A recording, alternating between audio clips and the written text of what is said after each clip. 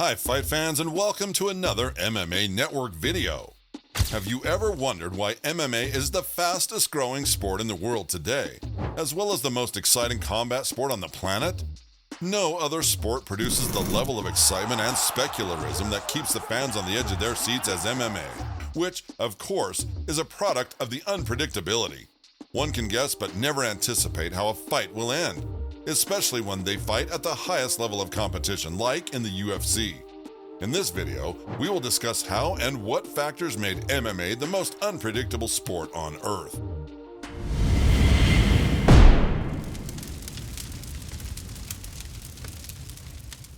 The surprising nature of combat.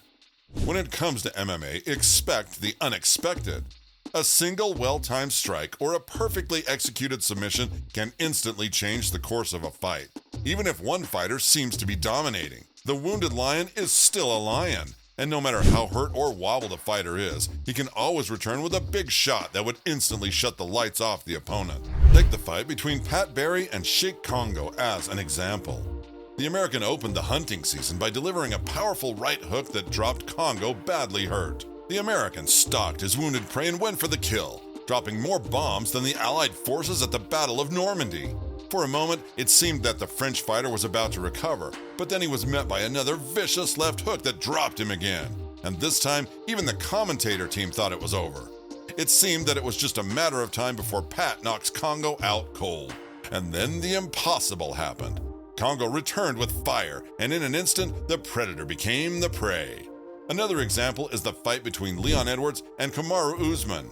The Nigerian Nightmare dominated the fight from the opening bell, utilizing his superior wrestling to prevent the opponent from using his crafty stand-up skills. He was stuck to Edwards like a leech, constantly pounding his head with ground-and-pound shots, breaking his spirit in the process while dominating him in every aspect of the game. But then, in the fifth round, only a minute left of the fight, Edwards crow-copped Kamaru into oblivion, shocking the world in disbelief. Who would have thought that one of today's most dominant UFC champions would go down that way? Diverse set skills and infinite variables. MMA incorporates a wide range of martial arts disciplines, including striking, grappling, wrestling, Brazilian jiu-jitsu, judo, sambo, and more. Each fighter brings a unique skill set, making it challenging to predict how these skills will be implemented and used during a match. Also, MMA fights involve numerous variables such as striking accuracy, takedown defense, ground control, stamina, mental resilience, and adaptability. The countless combinations of these variables make predicting outcomes extremely complex. When a classic striker fights a classic wrestler, it all depends on who will implement his game plan better. It's well known that a powerful wrestler would like to spend less time striking against an elite striker than a rooster flying. If the wrestler takes the fight to the canvas early and keeps it in his own domain, he will probably be victorious. But if the striker avoids and stuffs most of the takedowns early and breaks his opponent's confidence, then he might pick the striker apart before knocking him out on his feet.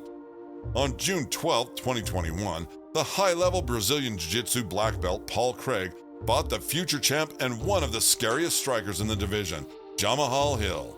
Considering that Paul is not a powerful offensive wrestler, everyone thought Hill would simply stop Craig's takedowns and butcher him in the stand-up exchange like a lamb. However, the Bear Jew found a way to take the fight in his own domain by pulling Hill to his guard, giving him no option but to accept the battle on the enemy's territory. Moments later, the American realized that falling to Paul's guard was as dangerous as falling into a snake pit, as the Scottish fighter pulled one of the nastiest submission victories in the UFC. How about the fight between Ronda Rousey and Holly Holm? Ronda was destroying everyone in the UFC, and even succeeded in hearing the final bell against her was considered a success.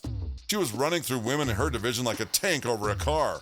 When she faced Holly Holm, it was evident that Rousey would close the distance and score a takedown before finalizing her sequence with a submission. However, the former boxer had a different plan that night. She stayed composed, avoided Ronda's clinch and takedowns, and utilized her game plan better by frustrating Ronda on the feet, making her reckless in her moves. And then out of nowhere, Holm landed a picture-perfect high kick that sent Ronda to the shadow realm. Injury and physical condition. Injuries or suboptimal physical conditions can significantly impact a fighter's performance, making it difficult to predict how they will perform on a given day. Amanda Nunes is widely considered one of the greatest female fighters of all time. When she was scheduled to defend her title against Juliana Pena, it seemed that the Venezuelan vixen would be just another sacrificial lamb for Leona. However, nobody could have possibly known that Amanda's conditioning wasn't on point that night. After a dynamic first round where none of the fighters was ready to compromise, Amanda's gas tank was slowly emptying, and she went into the second round like a completely different fighter. Sure enough, Juliana capitalized on the moment and pulled off one of the biggest upsets in UFC women's history. The UFC has had its fair share of injuries too, that completely changed the course of a fight. When the former UFC champion Chris Weidman faced Uriah Hall in the Octagon, he was the betting favorite for a reason. The elite wrestler known for stopping Anderson Silva had all the tools to beat Uriah, considering that the striker would have had a hard time stopping Weidman's takedowns. The first strike that Chris connected made his leg break like a branch, leaving him crying in agony. Speaking of Anderson Silva, the second time they met with Weidman, the Brazilian had a more careful approach, respecting Weidman's skills. Nevertheless, he was reminded the hard way how fragile a human bone can be. By the way, if you've enjoyed our videos so far, please knock out that subscribe button and help us reach 1,000 subs. Dynamic and evolving strategies. Fighters and coaches continually evolve their strategies to exploit weaknesses and maximize strengths. Game plans change mid-fight based on how the opponent is performing, making it difficult to foresee how the fight will progress. Max Holloway is one of the greatest UFC featherweights of all time. When he fought Alexander Volkanovski the second time, he was edging the Australian on the judges' scores early in the fight, launching missiles that were landing clean on Volk. However, Alex changed his strategy mid-fight and made some crucial adjustments to turn the tables, and sure enough, his hands were raised victorious at the end. When Luke Rockhold became the UFC middleweight champion of the world, it seemed that he would stay on the top of the UFC's food chain for years. He was an excellent striker and outstanding wrestler, and his jiu-jitsu was on point. When Bisping took the fight against him on 2 weeks' notice, everyone thought that Luke would simply demolish the Englishman as easy as taking candy from a baby. They had already fought before, and Rockhold cut the brakes of Bisping, and this time seemed that would not be any different. However, throughout the 2 weeks of preparation, Bisping and his coaches focused on one particular strategy in an attempt to dethrone the American. They studied Luke's game and realized that he tends to drop his right hand whenever he launches an attack. Therefore, Bisping and his team practiced counter left hook, relying on that strategy entirely.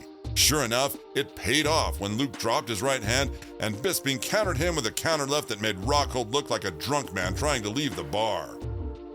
How about Jorge Masvidal's strategy in his fight against Ben Askren? Askren is an accomplished grappler, an Olympic wrestler, an NCAA Division I national champion, and a world champion in submission wrestling.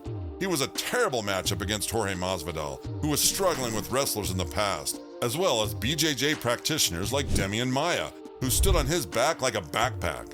Nonetheless, Masvidal knew that Askren always tends to shoot for a double-leg takedown, and if you do something crazy, he will always rely on his natural instinct, wrestling. Masvidal practiced flying knee hundreds of times during his camp, and his strategy was evident, to catch Askren off guard when he least expected it. Seconds after the opening bell, Jorge charged forward like a bull, confusing Askren, who went on a double-leg takedown, only to be intercepted by a knee that shut his lights off instantly. Underdog success stories. MMA has seen numerous instances where less experienced or lower-ranked fighters have defeated higher-ranked opponents through upsets, showcasing the unpredictable nature of the sport. Let's dive into the exciting world of MMA and talk about some incredible fighters. One name that instantly pops up is Georges St-Pierre, a true legend in the sport from Canada. Imagine finishing your career with a remarkable 26-2 record, and he did it in style by retiring as a champion. Picture this.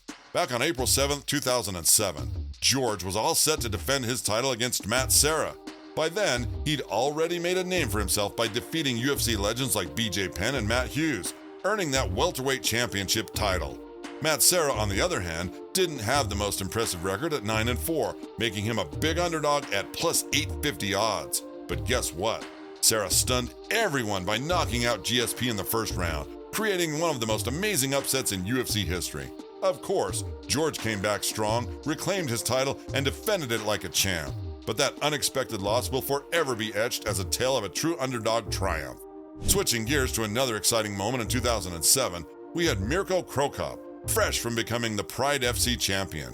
He stepped into the UFC with high hopes and won his debut match. People were eager to see him dominate in the UFC just like he did in Pride. On April 21, 2007, he was up against the highly skilled Brazilian Jiu-Jitsu black belt Gabriel Gonzaga.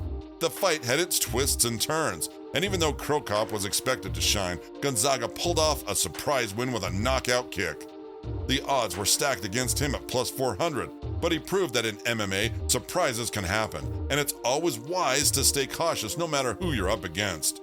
MMA is full of unexpected twists and turns, making it a thrilling sport to follow. In essence, MMA's unpredictable nature, combined with a rich blend of skills, evolving strategies, and unexpected success stories, is what sets it apart as the most exciting and dynamic combat sport on the planet.